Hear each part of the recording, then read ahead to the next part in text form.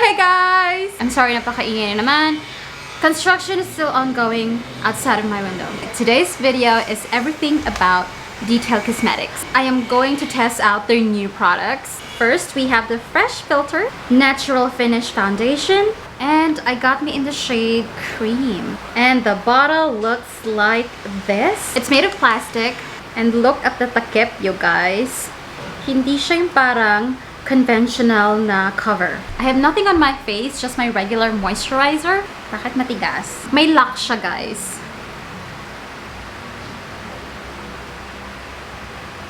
Ooh, it's quite runny.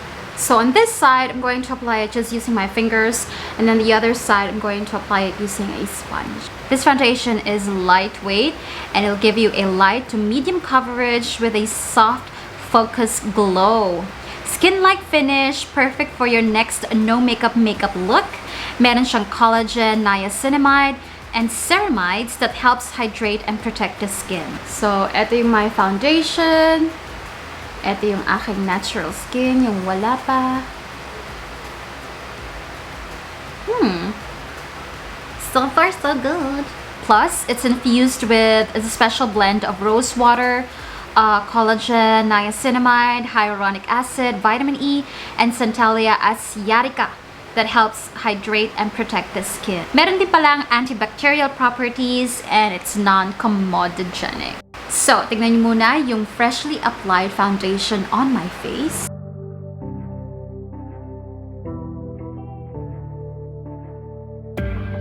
So, done with the base. Mamaya ko nasasabihin yung aking chika.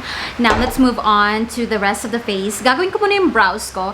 And I'm going to use yung Make Brow, still from Detailed Cosmetics. One of my favorite eyebrow product. It's so easy to use for someone like me na hindi forte ang pagbabrows.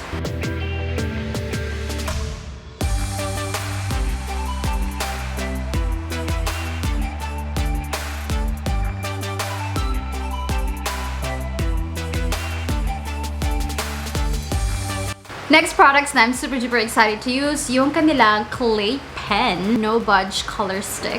The only no budge color stick that I know is from Everblena or EB Advance. Meron akong review nun. I'll try to link it down below. So I got the shade clay. So ayan ay itsura ni clay kapag ka binlend at kapag ka naka-swipe lang. And then the next shade that I got is Blue Sky. I love how creamy they are. Now what to do with my eyes? Really want to try the blue eyeshadow, you guys. So, wish me luck.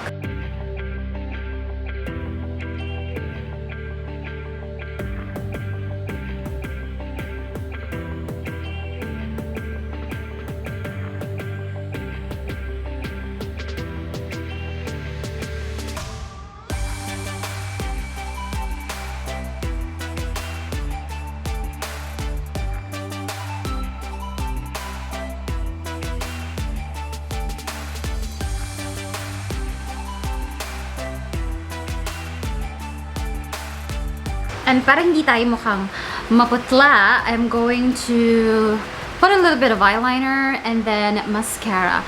Wala akong eyeliner and mascara in Detailed Cosmetics, so I hope you don't mind. I'm going to use a different brand.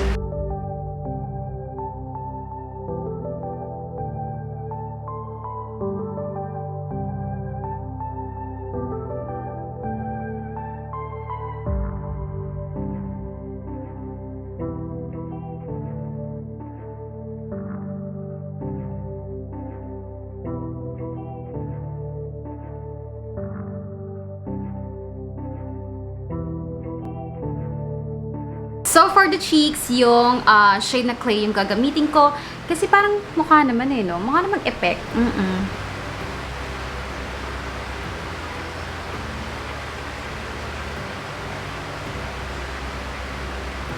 Oh!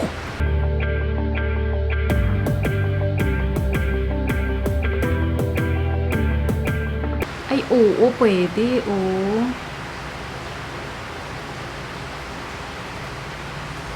I don't have a contour kit ng Detailed Cosmetics, so I'm going to use yung favorite ko na lang from Ara Colors.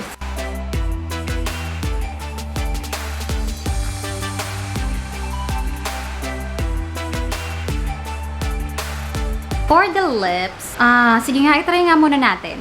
Testing lang natin itong clay pen. Ay, oo, pwede. Parang siyang lipstick talaga. For my lips, gagamitin ko yung Detail Cosmetics Glass Stain in the shade Summer Fling. This is a new shade that I got. According sa Nasagap kong chika, this is available na kasabay nung first 3 na ni-feature ko. Pero available lang siya sa department store. Pero online hindi siya available. I don't know why. Recently lang siya naging available. Itong Summer Fling. And then meron pang isa pang shade. I forgot.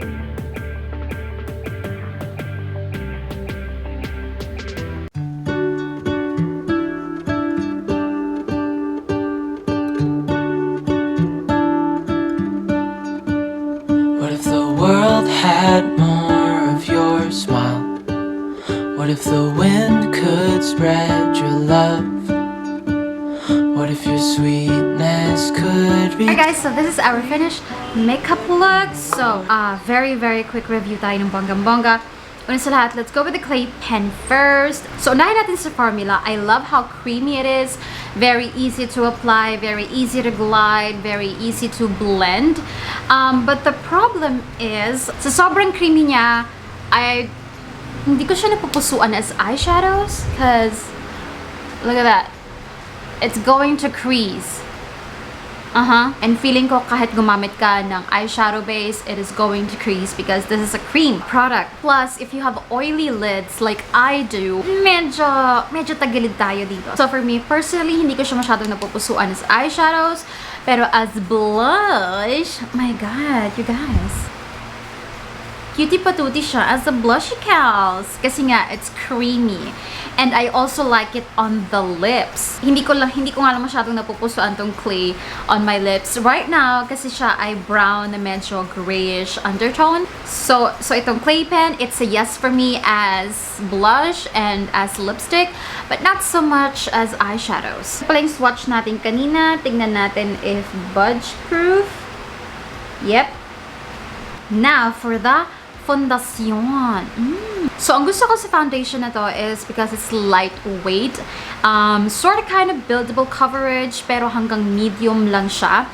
And unfortunately, I think, kung meron kang mga malalaking pimples, like super red pimples, it's not gonna cover it. It's gonna somehow lessen the redness, even out your skin tone. Pero I'm pretty sure it's makikita pa rin siya. And nothing wrong with that though. Pero depende syempre sa preference mo. Baka mamaya gusto mo ng foundation na, alam mo yun, super covered lahat. Pero this is for a more natural finish. I like it, but it's not something I've never seen before.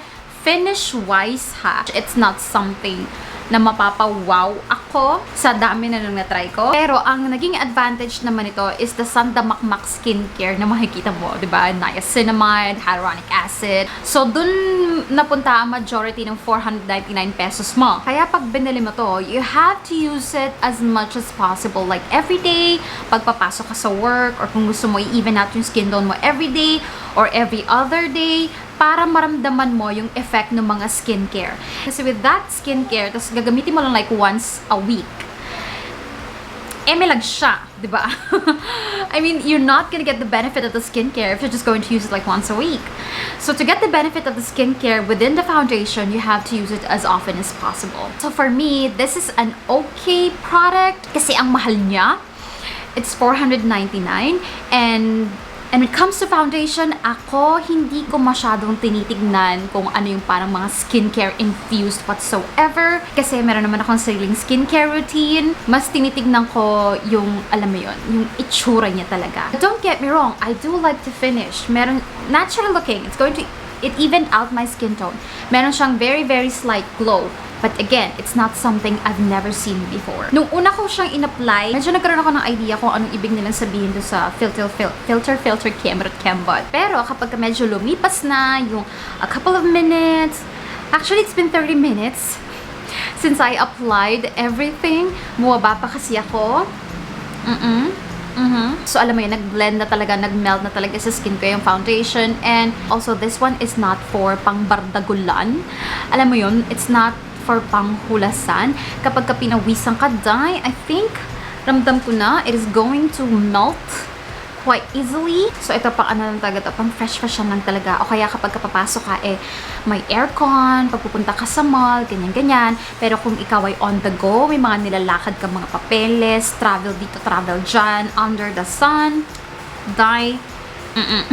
So, with the 499, 500 pesos, with all the skincare infused na nilagay nila, ano na yon, sulit na yon, justifiable na yon. Pero, this is not something I will repurchase again. For 499, I want something na, I don't know. Basta, gets yun na yung nararamdaman ko. Yung glass stain, yung bagong shade na nakuha ko, well, I love the glass stains. My God, highly, highly recommended ko talaga yung glass stains. They're long-lasting, they smell good, they apply really nice, and basta, long-lasting, maaasahan tong glass stain na to. So yeah, that completes this video, guys. Sana nag-enjoy kayo kahit very, very quick review. Next video natin, I am waiting for my orders from Squad Cosmetics. May bagong release ng Squad Cosmetics. So, yon ang isusunod ko. So, watch out for it. So, yeah, thank you so much for watching, guys. I'll see you in my next one. Bye-bye!